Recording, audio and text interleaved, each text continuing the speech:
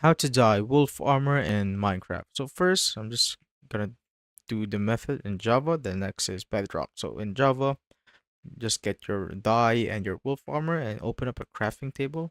Now just simply put the wolf armor there and the dye that of your choice, and just put right there. As you can see, I have my red dye and it will turn into a red wolf armor. And when I get it, just simply get it right there and right click on your wolf to change its armor, and as you can see it is red.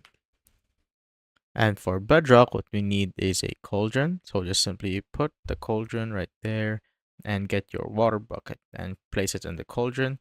Now get the dye that you want. So I have my black dye right here, and just right click on the cauldron just like so.